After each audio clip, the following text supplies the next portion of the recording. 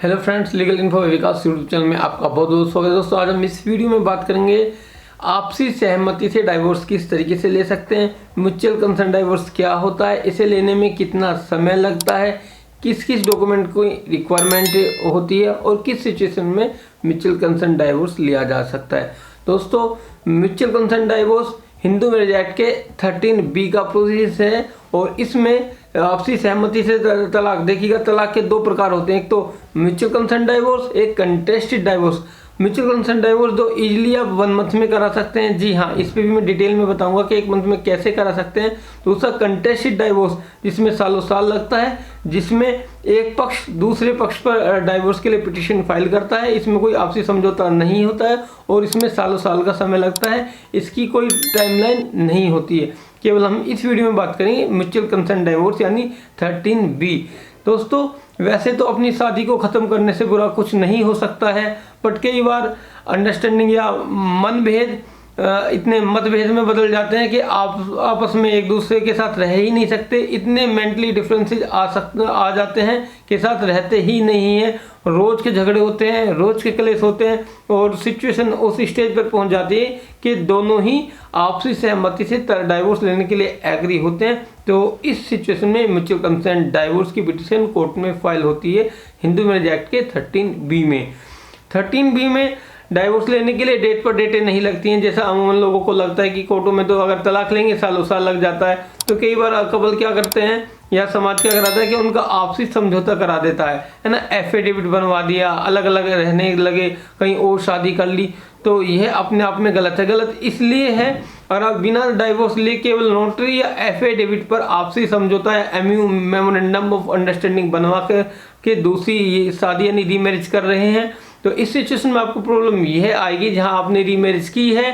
अगर आपकी वहां भी नहीं बनी तो एक सिचुएशन से निकलने के लिए आपने दूसरी सिचुएशन में आपको फंसा लिया, ये वो वाली चीज़ें हो जाएंगी। क्योंकि वह भी आपको डाइवोर्स इस बिहाफ पर दे सकता है कि आप तो ऑलरेडी पहले से मैरिड थे, आपने मुझसे छिपा करके कि मैं पहले से मैरिड हूँ बिना डाइवोर्स के शादी किए। भले ही इसको यह जानकारी हो कि यह पहले से शादीशुदा थी, इनका कंप्रोमाइज हो गया है, बट अगर आप दोनों में झगड़ा होता है तो वह यह नहीं बताएगा कि आपकी पहले से शादी हो गई थी, आपने बिना तलाक के समझौता कर लिया था तो मैंने तब शादी की। वह यही कहेगा कि इन्होंने डाइवोर्स नहीं कराया है। और उस सिचुएशन में आप इसलिए बुरे फंस जाएंगे क्योंकि आपके पास डाइवोर्स के डॉक्यूमेंट ही नहीं होंगे, है ना। अगर आप डाइवोर्स लेना चाहते हैं यानी हस्बैंड से अलग होना चाहते हैं तो कंप्लीटली लीगल प्रोसीजर को ही फॉलो करो। 13B में अगर आप कोर्ट में पिटीशन फाइल कराते हैं तो केवल 1 महीने में आपका डाइवोर्स हो जाता है। उसके लिए प्रोसीजर होता है, इसमें दो मोशन होते हैं, एक फर्स्ट मोशन होता है, एक सेकंड मोशन होता है। जो फर्स्ट मोशन जो होता है उसमें एक जॉइंट पिटीशन दोनों की तरफ से जाता है और यह विद इन ए वीक में अलाउ हो जाता है। यानी हमने पिटीशन आज फाइल की, कई स्टेट्स में तो सेम डे भी उसको कोर्ट पुट अप कर लेती है। हमारे दिल्ली एनसीआर में 1 वीक की डेट देती है। तो उस डेट पर दोनों कोर्ट में आते हैं, दोनों का जॉइंट स्टेटमेंट रिकॉर्ड होता है। उसके बाद फर्स्ट मोशन कोर्ट ग्रांट कर देती है। उसकी सर्टिफाइड कॉपी फर्स्ट मोशन की अप्लाई करने के बाद कोर्ट में हम 14 सेक्शन 14 की एप्लीकेशन लगाते हैं, जिसमें सुप्रीम कोर्ट की रूलिंग है कि जो 1 साल वाला पीरियड है उसको वेव किया जाए। यानी हम काफ़ी समय से 1.5-2 साल से, यानी हम दोनों का जो सेपरेशन का है वह 18 मंथ से ज़्यादा का समय है। हम काफ़ी समय से दोनों अलग रह रहे हैं तो हमें लंबी डेट देने की कोई रिक्वायरमेंट नहीं है। तो 14 के सेक्शन 14 की एप्लीकेशन लगाते हैं तो उसके बाद फिर हम एक जॉइंट पिटीशन, जैसे सेम हमने फर्स्ट मोशन की पिटीशन बनाई थी, सेम सेकंड मोशन की पिटीशन जाएगी। फर्स्ट मोशन की जो हमारा अलाउ होता है उसकी कॉपी लगेगी और उसके 2 हफ्ते बाद ही हमारा कोर्ट में सेकंड मोशन होकर के हमें डाइवोर्स की डिक्री इशू हो जाएगी। यह एक लीगल प्रोसीजर है, इसमें डेट पर डेट नहीं लगती है और ना ही इसमें सालों लगता है।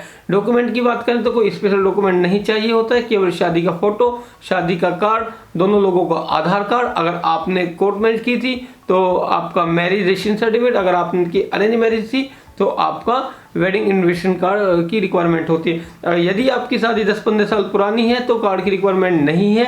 वह इसलिए नहीं है क्योंकि आधार कार्ड में डॉटर ऑफ की जगह वाइफ ऑफ हो जाता है, यानी आपके हस्बैंड का ही नाम है तो उसी से कोर्ट आपको हस्बैंड वाइफ मान लेती है। तो दोस्तों, ये आपसी सहमति से तलाक लेने की आसान और कानूनी प्रक्रिया है।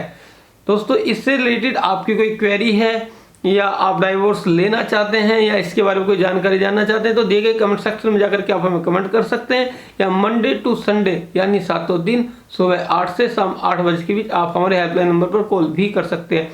Thank you for watching this video.